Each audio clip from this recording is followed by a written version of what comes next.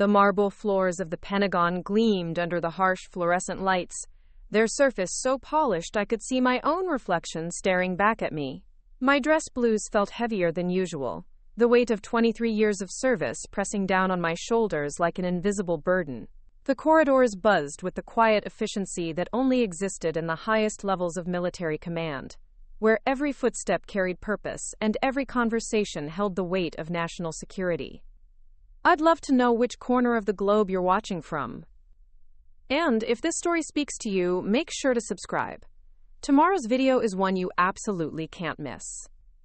I stood outside conference room Alpha 7, my hand trembling slightly as I reached for the brass handle. Inside, I knew, sat the most powerful military minds in the country.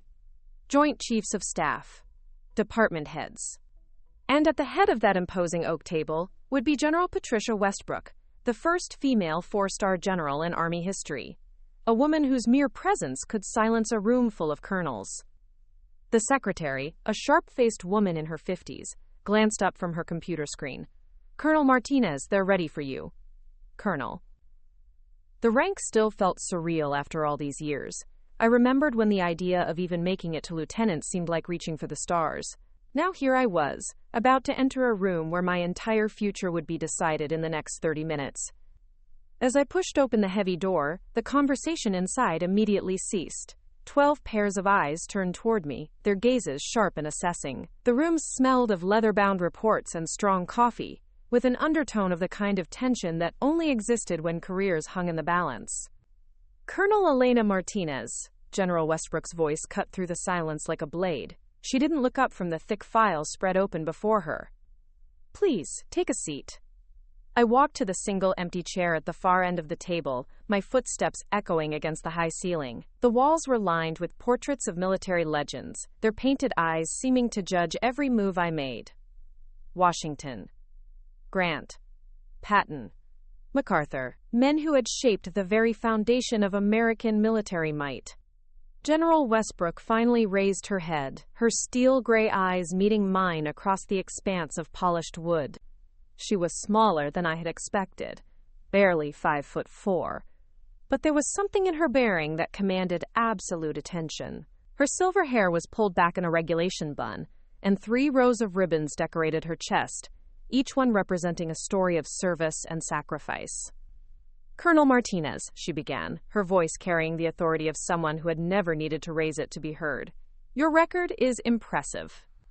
She flipped through several pages, each turn of paper sounding like thunder in the dead silence.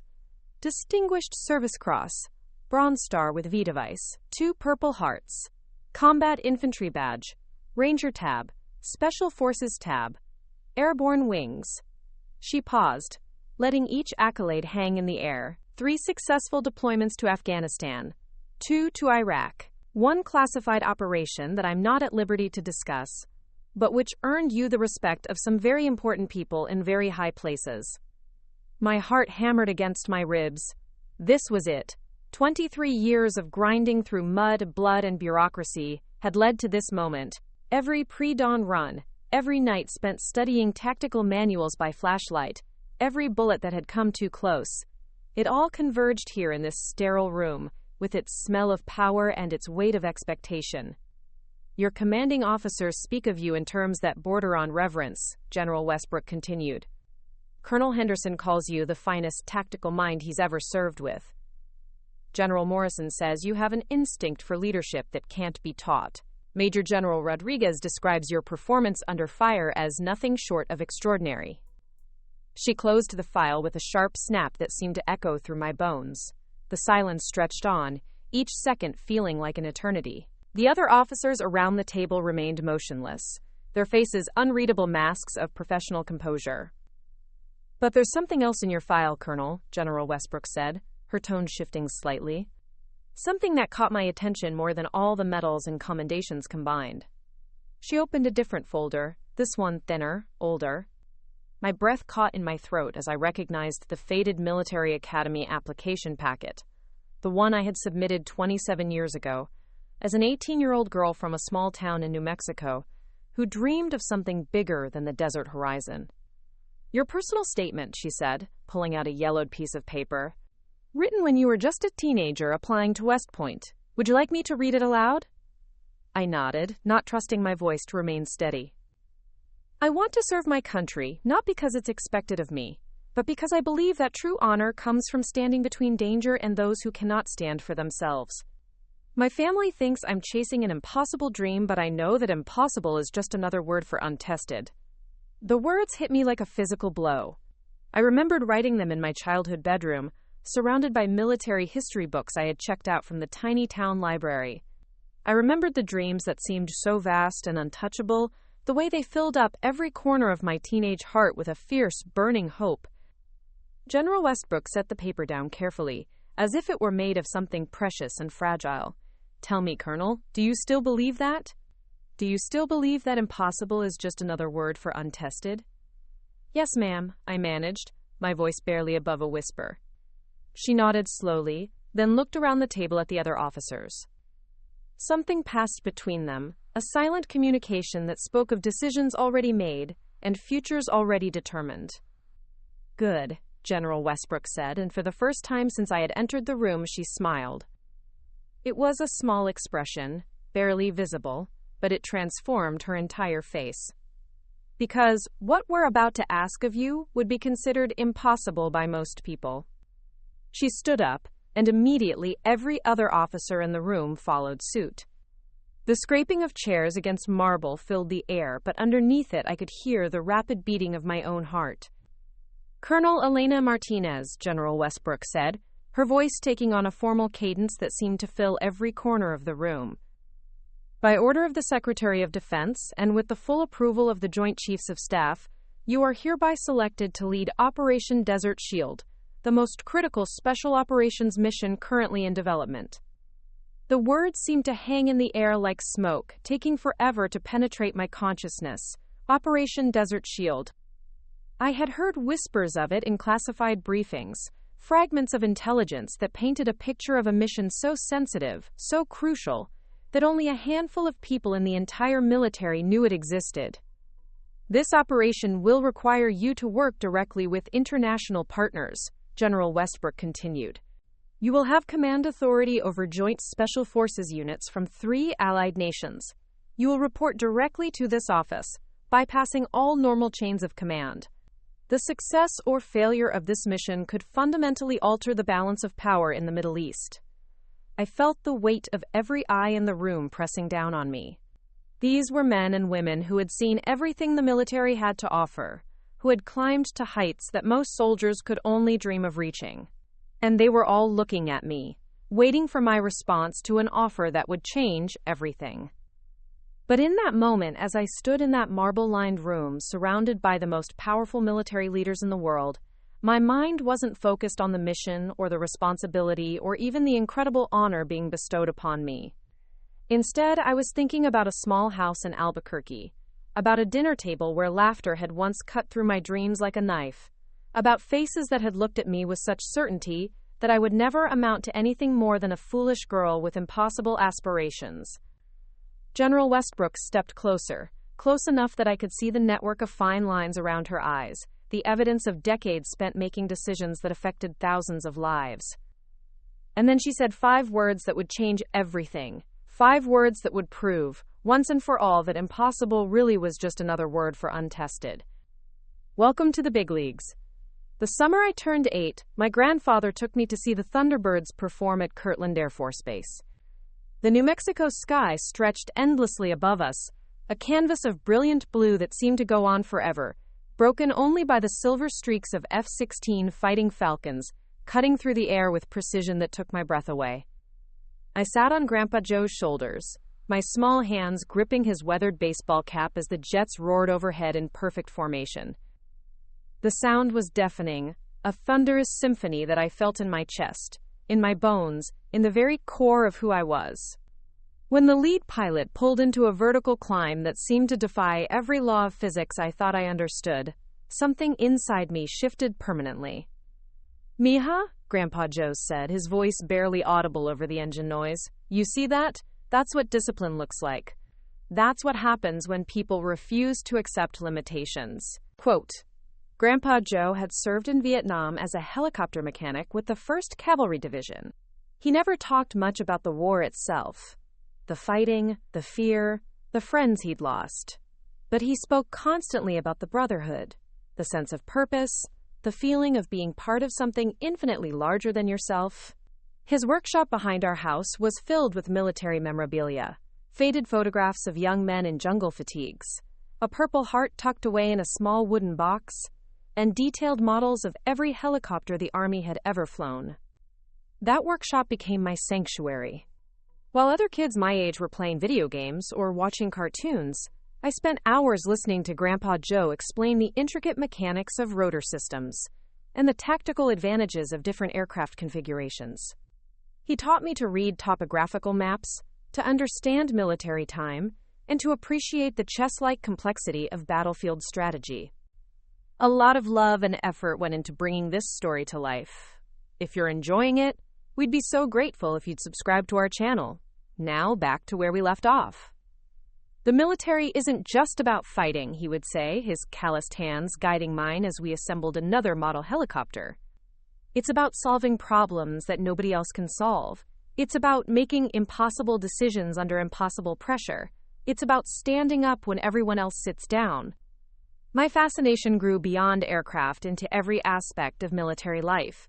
I devoured books about famous battles, memorized the rank structures of all 5 service branches, and could recite the Pledge of Allegiance in both English and Spanish before I could properly tie my shoes. While my classmates collected Pokemon cards, I collected military patches and insignia, trading duplicates with the few other military kids at school. The Martinez family had a complicated relationship with service. My father, Roberto, had been born in Juarez and brought to the United States as a toddler. He'd spent his entire adult life building a successful construction business, pouring concrete foundations and framing houses throughout the Albuquerque metro area. To him, the American dream meant financial stability, homeownership, and the kind of respectability that came from being your own boss. My mother, Carmen, worked as a bilingual secretary at the county courthouse. She was practical, methodical, and deeply suspicious of anything that seemed too risky or unconventional.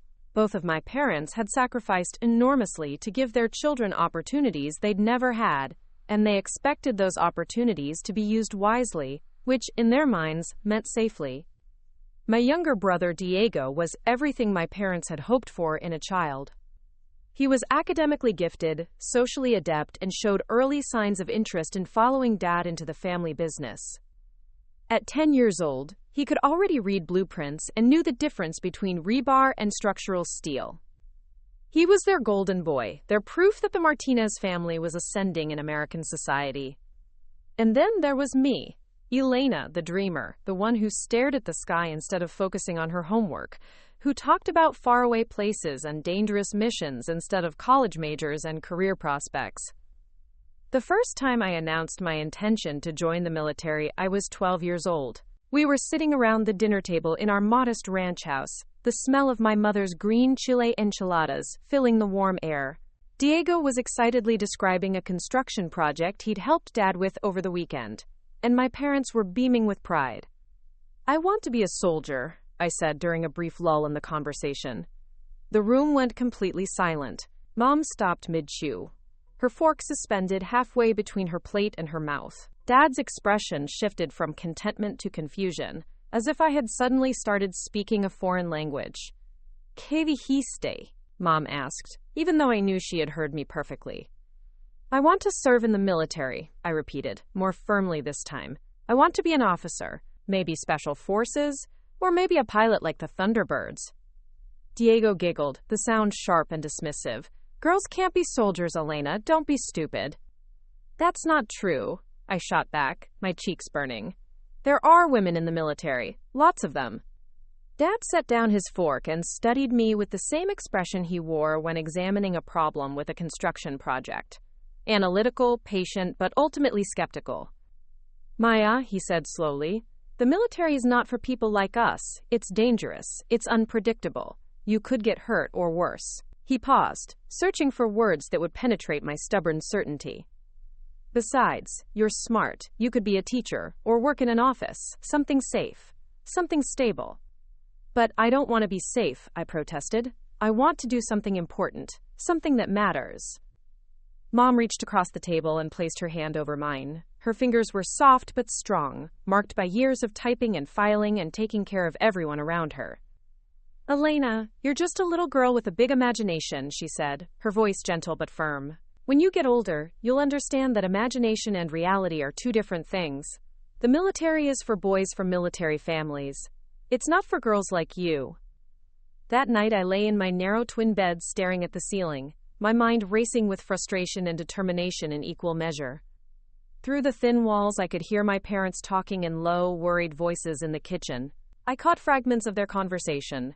Phase, growing out of it, need to redirect her energy. And I understood that they saw my dreams as a problem to be solved, rather than an aspiration to be nurtured. But their dismissal only strengthened my resolve.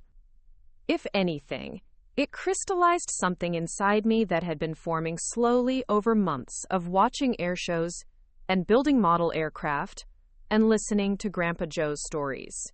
I didn't just want to join the military anymore. I needed to. It felt like the only path that would allow me to become the person I was meant to be. The next weekend, I rode my bike to the public library and checked out every book they had about military academies, particularly West Point. I learned about the application process, the academic requirements, the physical fitness standards. I discovered that admission was incredibly competitive, that candidates needed nominations from congresspeople or senators, that only the best and brightest were even considered. Instead of discouraging me, these obstacles energized me. For the first time in my life, I had a concrete goal, something specific to work toward. I started running every morning before school, timing myself on a route through our neighborhood that took me past the elementary school, around the community park, and back home. I checked out books on leadership and military history, supplementing my regular homework with studies of famous battles and tactical innovations. Grandpa Joe noticed the change in me immediately. When I showed him the stack of West Point admissions materials I'd gathered, his weathered face broke into the widest smile I'd ever seen. Now that, he said, thumbing through the pages, is what I call having a mission. Your grandmother, God rest her soul, would be so proud of you, Mija. She always said you had the heart of a warrior. He became my secret ally, my co-conspirator, in pursuing a dream that the rest of my family considered somewhere between foolish and impossible. When my parents weren't around, he would quiz me on military history and help me practice leadership scenarios. He taught me to march in step, to salute properly, and to understand the subtle differences between various military traditions. The thing about dreams, he told me one afternoon as we worked on a particularly complicated model of an Apache helicopter, is that they choose you as much as you choose them. Some people fight against their dreams their whole lives, trying to be practical, trying to be safe. But a real dream doesn't let go. It keeps calling until you either answer or spend your life wondering what might have been. Quote, as I sat in that Pentagon conference room 27 years later, feeling the weight of General Westbrook's gaze and the magnitude of the opportunity being offered to me, I could almost hear Grandpa Joe's voice echoing through the marble corridors. The 8-year-old girl who had watched those Thunderbirds slice through the New Mexico sky had never stopped believing that impossible was just another word for untested. And now, finally, I was about to prove it. High school brought with it a new level of scrutiny from my family. As my military aspirations evolved from childhood fantasy into serious preparation, the gentle dismissals of my earlier years hardened into active opposition. The transformation was gradual at first, like storm clouds gathering on a distant horizon, but by my sophomore year it had become an undeniable force that shaped every conversation and colored every family interaction. The first major confrontation came during my freshman year when I announced my intention to join the Junior Reserve Officers Training Corps program that had just been established at Highland High School. The program was small, only about 30 students across all grade levels, but it offered everything I had been craving: structured military education, leadership opportunities, and a direct pipeline to service academy nominations. I had filled out all the paperwork in secret, forging my parents' signatures with the practice skill of a teenager who had learned that sometimes asking for forgiveness was easier than asking for permission. On the day I was supposed to start, I put on the crisp, digital camouflage uniform that the school had issued, laced up my black combat boots, and walked into the kitchen for breakfast. The silence that greeted me was deafening. Mom was standing at the stove flipping pancakes, her back rigid with tension. Dad sat at the kitchen table with his coffee cup frozen halfway to his lips, staring at me as if I had walked in wearing a costume from another planet. Diego, now 13 and fully committed to his role as the family's voice of conventional wisdom, burst out laughing. "Oh my God, Elena," he said, doubling over with exaggerated mirth. "You look like you're playing army man. Are you seriously going to school dressed like that?" "It's called a uniform," I said, trying to keep my voice steady. "And yes, I'm going to school dressed like this because I'm now part of the JROTC program." Quote. Dad set down his coffee cup with a sharp clink that seemed to echo through the small kitchen. "¿Qué es esto, Elena? What is this, JROTC?" I launched into the explanation I had been rehearsing for weeks, describing the leadership training, the community service opportunities, the college scholarships available to dedicated cadets. I talked about the physical fitness requirements, the academic standards, the way the program would prepare me for a service academy appointment. With each word, my father's expression grew darker. When I finished, he stood up slowly, his 6-foot frame towering over me in a way that made me feel suddenly small and vulnerable. "Take it off," he said quietly. "What?" "Take off that uniform. You are not going to school looking like a soldier. You are a 15-year-old girl, not a warrior." "Dad, this is important to me. This is my future." He shook his head, his face a mask of stubborn determination. "Your future is getting good grades so you can go to college and study something practical. Business, education, maybe nursing if you want to help people. But not this military nonsense." The argument that followed was the worst fight we had ever had. Voices were raised, tears were shed, and ultimately I was forced to change clothes and go to school in civilian attire. But I didn't quit JROTC. Instead, I kept an extra uniform in my locker and changed into it first thing every morning, changing back before going home each afternoon. The deception worked for exactly 3 weeks until Mrs. Rodriguez, our neighbor who worked as a substitute teacher, mentioned to my mother that she had seen me in uniform during lunch duty. That evening, the entire family gathered for what Dad dramatically called a family meeting, though it felt more like a tribunal. "Elena," Mom began, her voice carrying the particular tone of disappointment that only mothers can perfect. "We found out about your lying, about the uniform, about this whole military program." "I wasn't lying," I protested. "I was just—" "You were deceiving us," Dad interrupted. "And worse, you were deceiving yourself. This obsession with the military is becoming unhealthy. It's affecting your judgment." Diego, ever the dutiful younger brother, decided to contribute his own brand of wisdom to the proceedings. "Everyone at school thinks you're weird, Elena. Like, seriously weird. Maria Gutierrez told me that people call you G.I. Jane behind your back. It's embarrassing." Quote. The nickname stung more than I wanted to admit. High school social dynamics were brutal enough without adding the stigma of being the girl who thought she was a soldier. But instead of backing down, I found myself doubling down on my commitment. "I don't care what people think," I said, though my voice betrayed the hurt I was trying to hide. "This is what I want to do with my life." Mom leaned forward, her expression softening slightly. "Mija, we love you. We want what's best for you. But this military dream, it's not realistic for someone like you. Think about it logically. You're a smart, pretty girl from a good family. You could have any life you want. Why would you choose something so dangerous and uncertain?" The conversation continued for over an hour, with my parents presenting what they saw as reasonable alternatives: teacher preparation programs, business internships, community college courses that would set me up for stable, respectable careers. They painted vivid pictures of a future where I would be safe, comfortable, and appropriately feminine.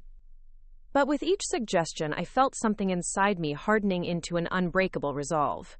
They weren't seeing me. They were seeing their version of who they thought I should be. The real breaking point came during my junior year when I received notification that I had been selected to attend a week-long leadership seminar at the Air Force Academy in Colorado Springs. The seminar was highly competitive. with only 50 high school students from across the Southwest region chosen to participate. It was exactly the kind of opportunity that could set me apart in the Service Academy application process. I had applied for the program months earlier, listing Grandpa Joe as my emergency contact to avoid the inevitable family drama. When the acceptance letter arrived, I was ecstatic. This was validation that my dreams weren't just teenage fantasies. They were achievable goals that other people, military professionals, took seriously. I waited until dinner to share the news, hoping that the prestigious nature of the selection might finally earn me some family support. I was catastrophically wrong. "Absolutely not," Dad said before I had even finished explaining the program details. "You are not going to Colorado to play soldier for a week. End of discussion." "But Dad, this is a huge honor. Only 50 kids in the entire region." "I don't care if you're the only kid in the entire country," he snapped. "You are not going." The argument that followed was epic in scope and devastating in its intensity. Accusations flew in both directions. I accused them of sabotaging my dreams. They accused me of being disrespectful and ungrateful. Diego contributed his usual chorus of mockery, while Mom oscillated between trying to mediate and supporting Dad's position. The fight reached its crescendo when Dad finally exploded with all the frustration he had been holding back for years. "Basta ya," he shouted, slamming his hand on the table so hard that the dishes jumped.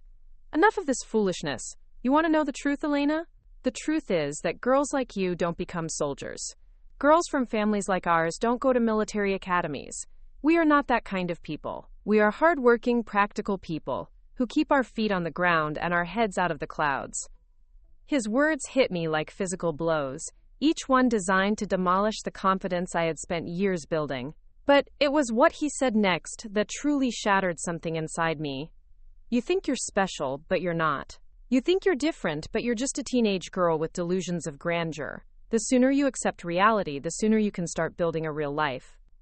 The silence that followed was absolute. I sat there, feeling smaller and more alone than I had ever felt in my life, surrounded by people who were supposed to love and support me, but who instead seemed determined to convince me that my deepest dreams were evidence of mental instability. But in that moment of devastating rejection, something unexpected happened.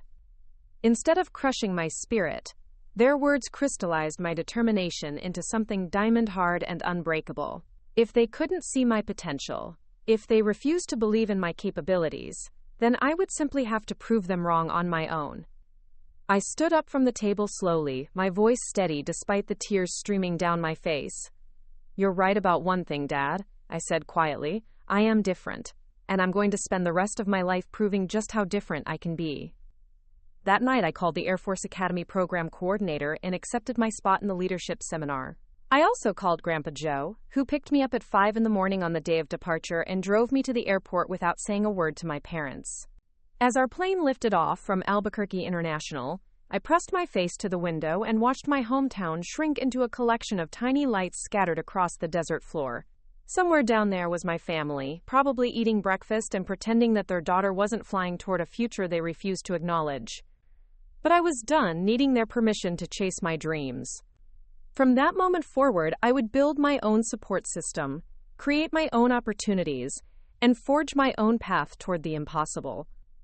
The girl who had once desperately wanted her family's approval was disappearing, replaced by a young woman who had learned that sometimes the people who love you most are the ones least capable of seeing who you're meant to become. The Air Force Academy Leadership Seminar changed everything. For 7 days, I lived and breathed alongside cadets who understood exactly what drove me. We conducted tactical exercises in the thin Colorado mountain air, studied leadership principles that had shaped military history, and participated in discussions about service, sacrifice, and the weight of command that felt like coming home to a language I had always spoken but never heard others use. On the final day of the program, Captain Sarah Mitchell, a 2010 Academy graduate who had served as our primary instructor, pulled me aside after the closing ceremony. "Martinez," she said, using the crisp, no-nonsense tone that had become familiar over the past week, "you've got something special. I've been running these seminars for 3 years, and I've never seen a high school student with your combination of natural leadership instinct and strategic thinking ability. She handed me a business card with her contact information. When you apply to the academy, list me as a reference. And Elena? She paused, studying my face with the intensity of someone who had learned to read people under pressure.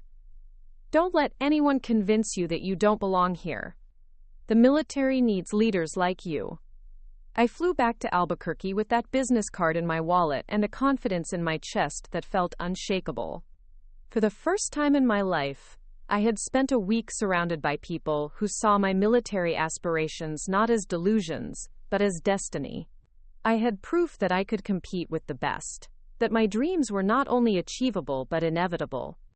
My family was waiting for me at the airport, their faces a mixture of curiosity and barely concealed disapproval. The car ride home was tense, filled with perfunctory questions about the program that felt more like an interrogation than genuine interest.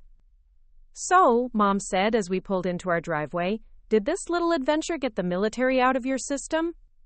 I turned to look at her, genuinely confused by the question. Get it out of my system? Mom, this week proved that I'm exactly where I'm supposed to be. I'm going to apply to all 5 service academies, but the Air Force Academy is my first choice. The silence that followed was ominous. Dad turned off the engine and sat staring straight ahead, his hands gripping the steering wheel so tightly that his knuckles had turned white. We need to talk, he said finally. That evening, my parents called what they termed a family intervention. They had spent the week I was gone consulting with relatives, teachers, and even our parish priest about what they saw as my increasingly concerning behavior. The living room felt like a courtroom as I sat alone on one side, while the rest of my family arranged themselves opposite me like a jury. Mom pulled out a manila folder thick with printed pages, college brochures, scholarship applications, and what appeared to be a detailed timeline for my remaining high school years that conspicuously contained no mention of military service. Elena, we've been doing research while you were away, she began, her voice taking on the patient tone of someone explaining something to a small child. There are so many wonderful opportunities available to you. The University of New Mexico has an excellent business program. They're offering merit scholarships that would cover most of your tuition. She spread the brochures across the coffee table like she was dealing cards. Look at these options. Marketing, accounting, education, nursing. Real careers, Elena. Stable careers that would allow you to help people without putting yourself in danger. Dad leaned forward, his expression serious but not unkind. Misha, we know you think we don't understand your dreams, but we understand them better than you think. You want to serve people. You want to make a difference. You want to be a leader. All of those things are admirable. But there are many ways to achieve them that don't involve carrying a rifle in some desert on the other side of the world. Quote, I listened to their presentation with growing frustration. They had clearly put enormous effort into researching alternatives, but every option they presented felt like a pale imitation of what I actually wanted. They were offering me safe harbors when I was dreaming of sailing into storms. What about teaching? Mom suggested, pulling out a pamphlet from the education department. You could teach history, inspire young people, and shape the next generation. That's leadership, Elena. That's a service. Or hospital administration, Dad added. You could run entire departments, manage budgets, make decisions that affect hundreds of people. That's strategy, Mija. That's the command. With each suggestion, I felt my frustration building toward something that felt dangerously close to rage. They were describing careers that borrowed the vocabulary of my dreams, while stripping away everything that made those dreams meaningful to me. Finally, I couldn't contain myself any longer. You don't get it, I said, my voice rising despite my efforts to stay calm. You're talking about playing soldier in civilian clothes. You're offering me pretend leadership, pretend service, pretend strategy. I don't want to manage a hospital department. I want to lead soldiers. I don't want to teach history. I want to make it. Diego, who had been unusually quiet throughout the presentation, suddenly spoke up with the confidence of someone who had clearly been coached on what to say. Elena, maybe you should talk to Dr. Ramirez, he suggested, referring to our family physician. I mean, this obsession with the military isn't normal for girls. Maybe there's something, like, medically wrong with you. The words hit me like a slap. The implication that my dreams were symptoms of mental illness was so absurd, so insulting, that for a moment I couldn't even formulate a response. Are you seriously suggesting that I'm mentally ill because I want to serve my country? I asked, my voice barely controlled. Mom quickly intervened, shooting Diego a warning look. Nobody's saying you're mentally ill, Misha, but sometimes young people get fixated on ideas that aren't realistic for them. It's normal. It's part of growing up. Fixated, I repeated, letting the word hang in the air. So my 3 years of JROTC, my acceptance to the Air Force Academy seminar, my straight A's and advanced placement courses, all of that is just a fixation? Quote. Dad stood up and began pacing, a sure sign that his patience was reaching its limit. Elena, let me be very clear about something. Even if you somehow manage to get into a military academy, which is extremely unlikely, we will not support this decision. No financial help, no emotional support, no family backing. His words were delivered with the finality of someone reading a sentence in court. If you choose this path, you choose it alone. And when it doesn't work out, and it won't work out, don't expect to come running home for us to pick up the pieces. The ultimatum hung between us like a challenge. I could feel the weight of 18 years of family love and support being placed on one side of a scale, with my dreams weighing down the other side. For a terrible moment, I wavered. But then I thought about Captain Mitchell's words, about the confidence I had felt during that week in Colorado, about the person I had glimpsed myself becoming when I was surrounded by people who believed in the same things I believed in. Then I choose to do it alone, I said quietly. The reaction was immediate and devastating. Mom began crying. Not the gentle tears of disappointment, but the harsh sobs of someone who felt she was watching her daughter make a life-destroying decision. Dad's face went through a series of expressions: shock, anger, hurt, and finally a cold mask of resolution. Fine, he said, his voice as flat and emotionless as I had ever heard it. If that's your decision, then you can start practicing being alone right now. As long as you're living under this roof and eating our food, you will not participate in any military activities. No more JROTC. No more applications to military academies. No more of this nonsense. You can't stop me from applying to colleges, I protested. Watch me, he replied. I control your bank account. I sign your paperwork. I provide your transportation. You want to be independent? You want to be a soldier? Then you can start by learning what it means to truly be on your own. The next few months were the most miserable of my life. Dad followed through on his threats with methodical precision. He withdrew me from JROTC, citing family concerns to the school administration. He refused to provide transportation to any military-related events or meetings. Most devastating of all, he informed me that he would not be providing any financial assistance for college applications, and he would not be signing any paperwork related to military academy nominations. The isolation was brutal. My parents still fed me and housed me, but they treated me like a stranger living in their home. Conversations became purely functional. Dinner schedules, household chores, basic logistics. The warmth that had once defined our family interactions disappeared, replaced by a cold politeness that felt worse than outright hostility. Diego, sensing which way the wind was blowing, distanced himself from me completely. He stopped defending me when other family members made disparaging comments about my phase, and he began actively working to ingratiate himself further with our parents by being the perfect conventional son. Even extended family members began weighing in on what they saw as my rebellion. During Sunday dinners at my grandmother's house, aunts and uncles would make pointed comments about the importance of family loyalty and the dangers of letting pride override good sense. Elena siempre fue demasiado orgullosa, Aunt Rosa would say, loud enough for me to hear, too proud for her own good. Sometimes children need to learn hard lessons about reality. The breaking point came in February of my senior year when I discovered that several military academy applications required parental consent for candidates under 18. Dad had effectively locked me out of my own future, and there was nothing I could do about it until my 18th birthday in April. But instead of crushing my spirit, this final obstacle ignited something inside me that I hadn't known existed. If my family wanted to treat me like an enemy, then I would start thinking like a soldier facing an impossible mission. I began planning my escape with the same methodical precision that Dad had used to contain me. I researched emancipation laws, investigated scholarship opportunities that didn't require parental involvement, and reached out to Captain Mitchell for advice on navigating academy applications as an independent candidate. Most importantly, I started saving every dollar I earned from my part-time job at the local grocery store, building a small fund that would allow me to take control of my own life the moment I turned 18.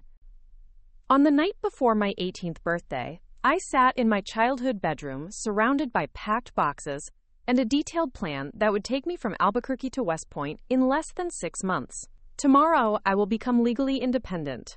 Tomorrow, I would stop being their disappointment and start becoming my own person. But first, I had one final conversation to have with the people who had raised me, loved me, and ultimately forced me to choose between their approval and my destiny. It was time to say goodbye.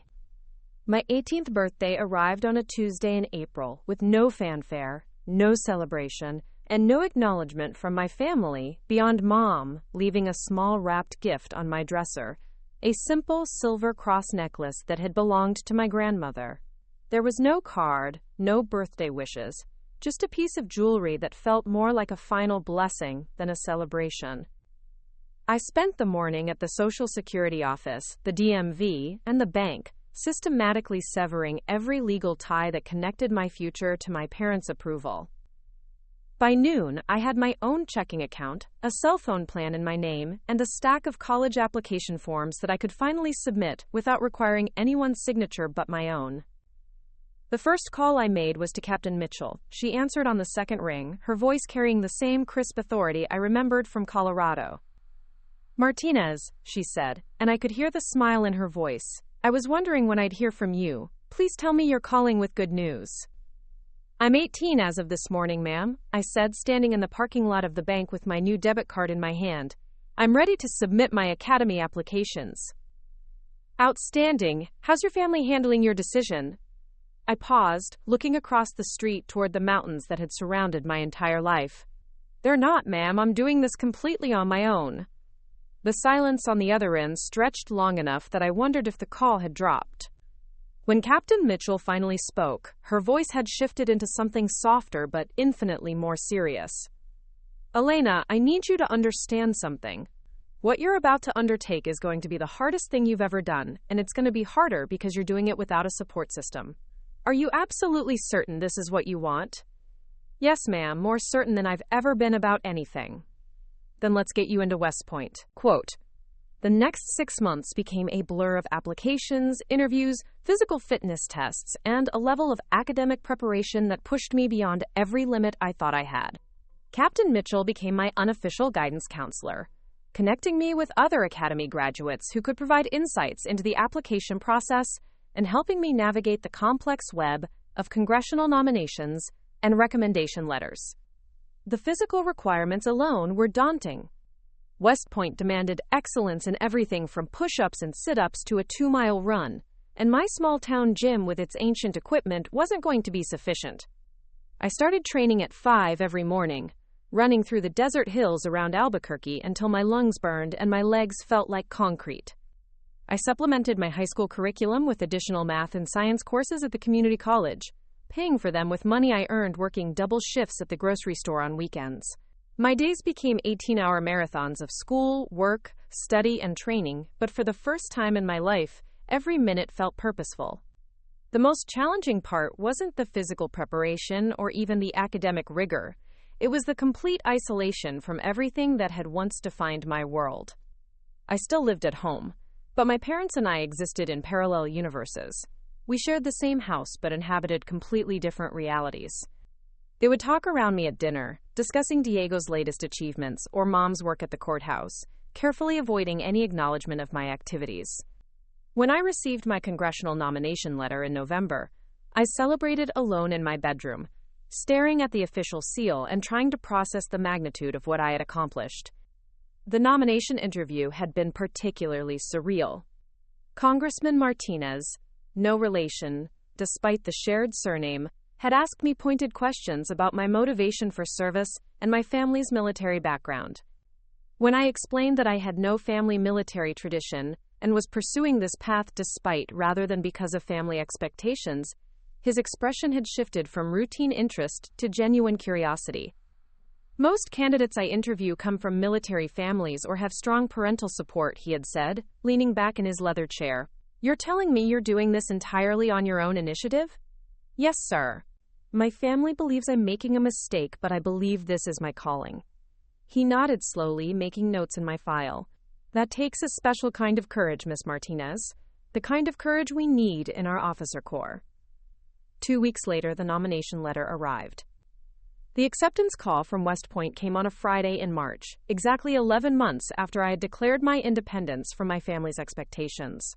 I was working my shift at the grocery store when my phone rang, and I stepped into the stockroom to take the call from the Academy's admissions office. Miss Martinez, this is Colonel Thompson from the United States Military Academy. I'm calling to inform you that you have been selected for admission to the class of 2029. Congratulations, future cadet.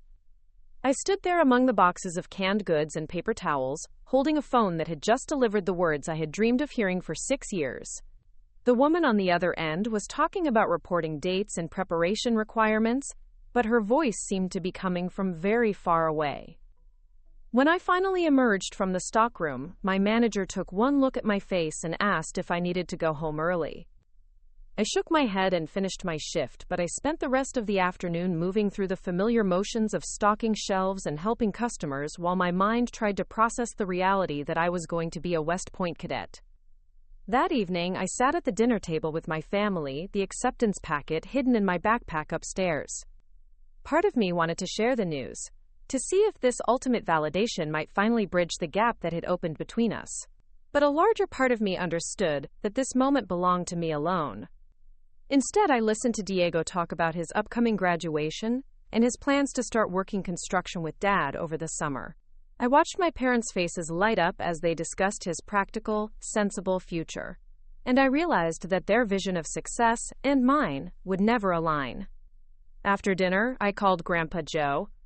Mia, he said, and I could hear the tears in his voice before I had even finished explaining about the acceptance. Your grandmother is dancing in heaven right now. I am so proud of you I can barely speak. I wanted you to be the first to know, I said, sitting on my bedroom floor with the acceptance letter spread out in front of me. When do you leave for New York? June 28th. I will report to West Point for reception day on June 29th.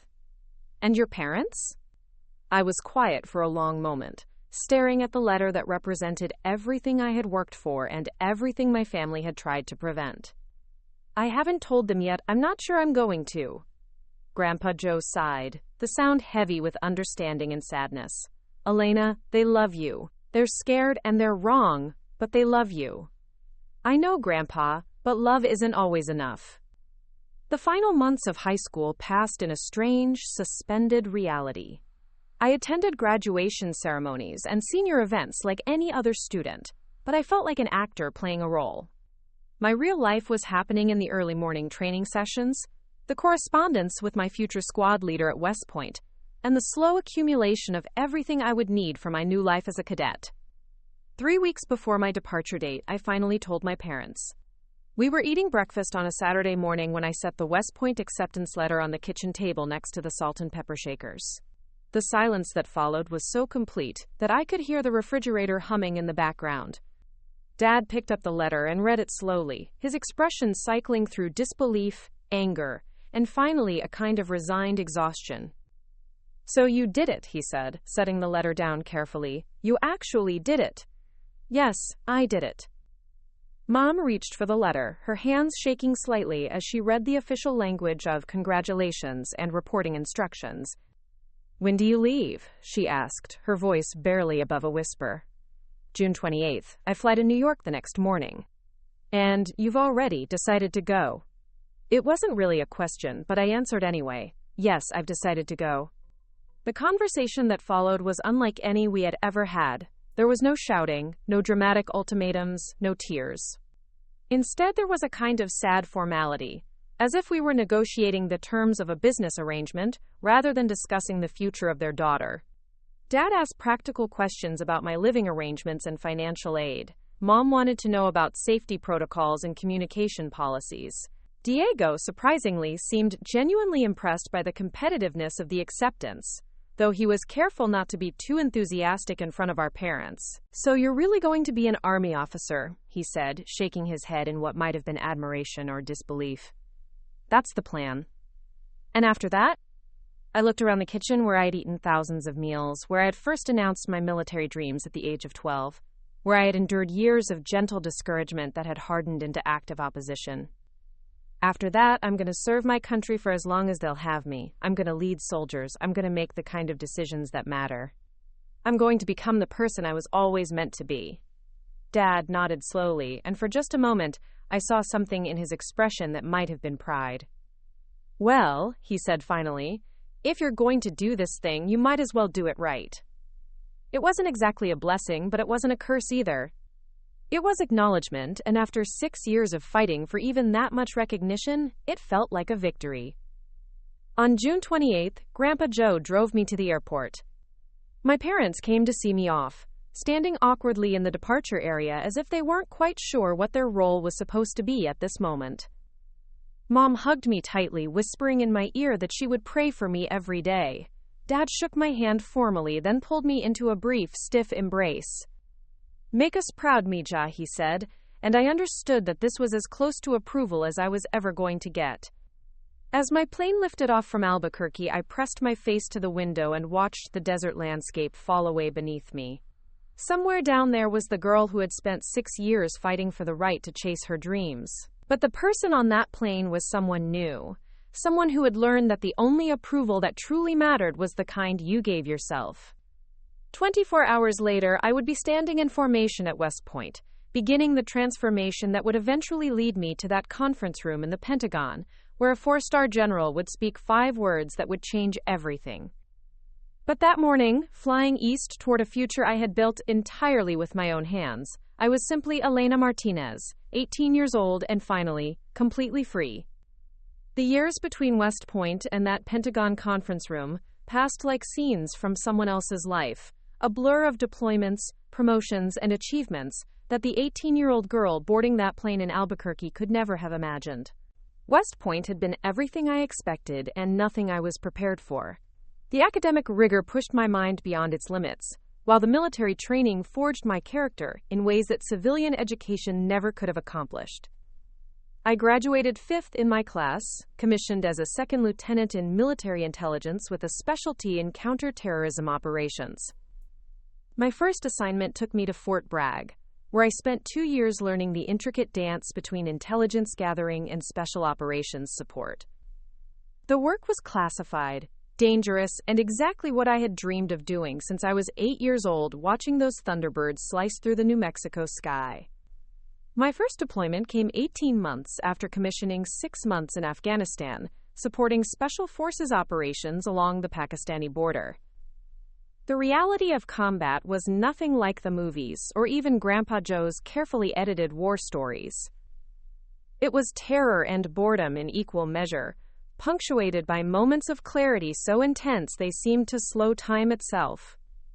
I earned my combat action badge during a firefight outside Kandahar when our convoy was ambushed by Taliban fighters using a complex IED trap. While rockets exploded around us and small arms fire shredded the desert air, I coordinated close air support that allowed our team to break contact and evacuate 2 wounded soldiers. The Bronze Star citation that followed described my actions as exceptional courage under fire and tactical brilliance that saved American lives. But the real test of my leadership came during my second deployment to Iraq, where I commanded a military intelligence detachment supporting urban operations in Mosul. We were tasked with identifying and disrupting insurgent networks that were smuggling weapons and fighters into the city.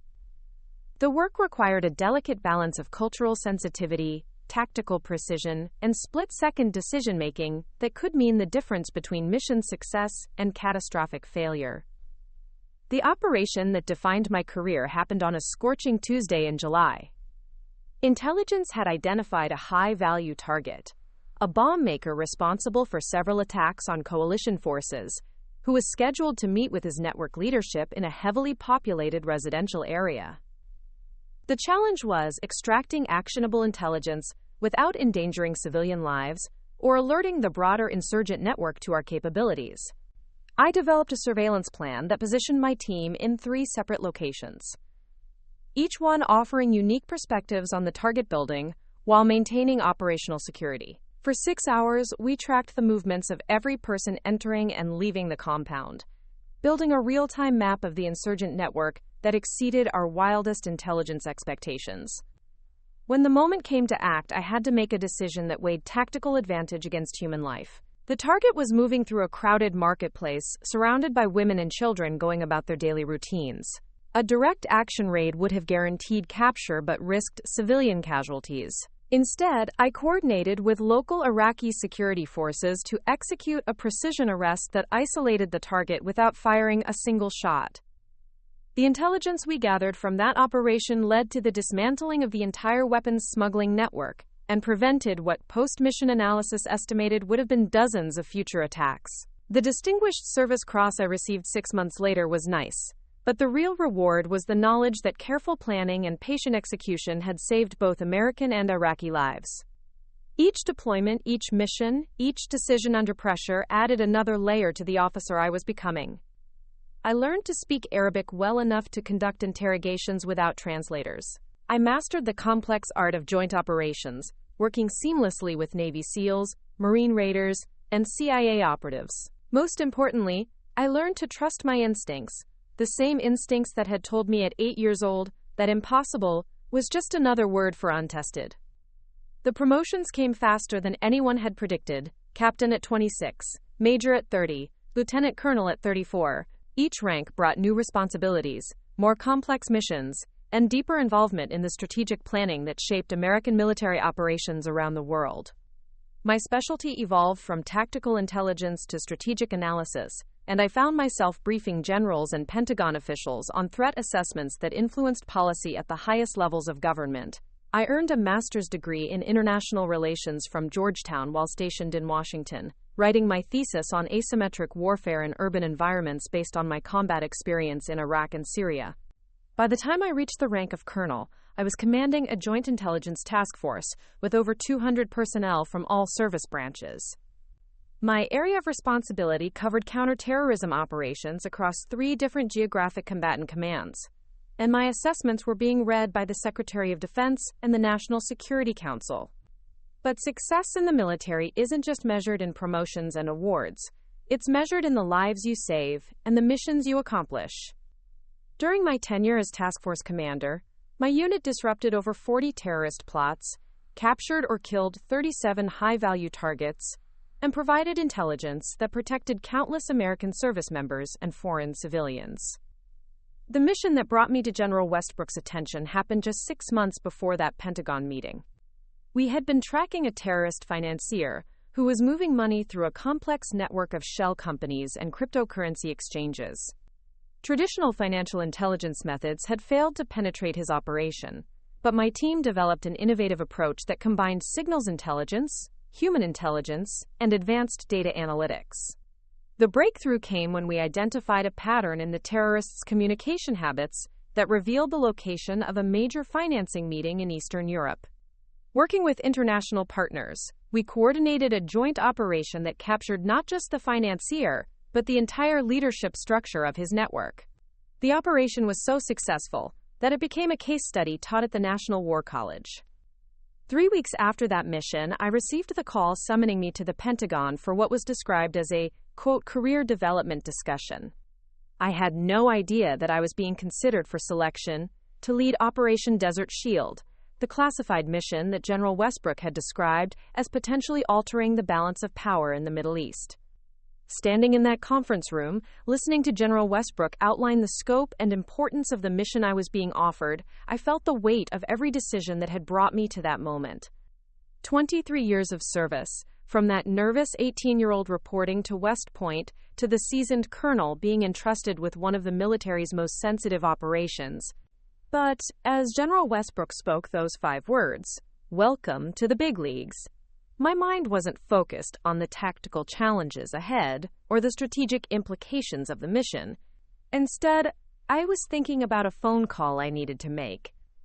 For the first time in over 2 decades, I wanted to share my success with the people who had raised me, even if they had never understood my dreams. The girl who had left Albuquerque carrying nothing but determination and a silver cross necklace had become a woman whose judgment was trusted by the highest levels of American military leadership. That evening, I sat in my Pentagon office with General Westbrook's mission briefing materials spread across my desk and my cell phone in my hand. I hadn't spoken to my family in almost 3 years, not since Diego's wedding, when our conversation had been limited to polite small talk about the weather and mutual acquaintances. But tonight felt different. Tonight felt like the moment when all the years of separation and misunderstanding might finally make sense. I dialed my parents' number, my hands surprisingly steady for someone who had just been entrusted with a mission that could reshape international security relationships. Mom answered on the third ring, her voice immediately shifting from routine politeness to shock when she realized who was calling. Elena? Misha, is everything okay? Are you hurt? I'm fine, Mom. I'm calling with good news, really good news. I told them about the promotion opportunity, about being selected for a mission so sensitive I couldn't discuss the details, about General Westbrook's confidence in my abilities. I explained that this assignment would likely lead to my promotion to Brigadier General, making me one of the youngest female general officers in Army history. The silence on the other end of the line stretched so long that I wondered if the call had dropped. Finally, Dad's voice came through the speaker, thick with emotion I hadn't heard since I was a child. Elena, Misha, we saw you on the news last month. That operation in Europe, the one where you caught the terrorist financiers, the reporter said you were the commanding officer. You saw that? We see everything, Mija. We've been following your career for years. Every promotion, every award, every mission that makes the news. We didn't know how to call. We didn't know if you'd want to hear from us. Mom's voice joined the conversation, barely above a whisper. We were so wrong, Elena, about everything. We thought we were protecting you, but we were just scared. Scared of losing you. Scared of a world we didn't understand. We're proud of you, Dad said, and I could hear tears in his voice. So proud we can barely find words. Our daughter, the general. Our Elena, protecting the whole country. I sat there in my office, surrounded by classified documents and strategic assessments, crying like the 8-year-old girl who had once dreamed of flying jets and commanding soldiers. The validation I had stopped needing years ago suddenly felt like the most precious gift I had ever received. There's something else, I said, when I could trust my voice again. I want you all to come to my promotion ceremony. When it happens, and it will happen, I want my family there to see it. We'll be there, Mom said immediately. Wild horses couldn't keep us away. 6 months later, they were. All of them. Mom, Dad, Diego, his wife, their 2 young children, and Grandpa Joe in his old Army dress uniform with his Vietnam service ribbons proudly displayed. They sat in the front row of that Pentagon auditorium, their faces glowing with pride, as General Westbrook spoke those 5 words that changed everything. But the real transformation had happened long before that ceremony. It had happened in a small house in Albuquerque, around a dinner table where dreams were once dismissed as impossible. It happened when a family learned that love sometimes means letting go, and when a daughter learned that forgiveness is the greatest victory of all. As I stood at attention, accepting the responsibilities and privileges of general officer rank, I realized that the journey had never been about proving my family wrong. It had been about proving that impossible really was just another word for untested, and that sometimes, the most important battles are the ones you fight not against your enemies, but for the people you love most. Looking for more? We've got 2 amazing stories ready for you right on screen. If this one touched you, these are absolutely worth your time. Click to watch them now. And hey, subscribe and hit that bell to never miss our latest uploads.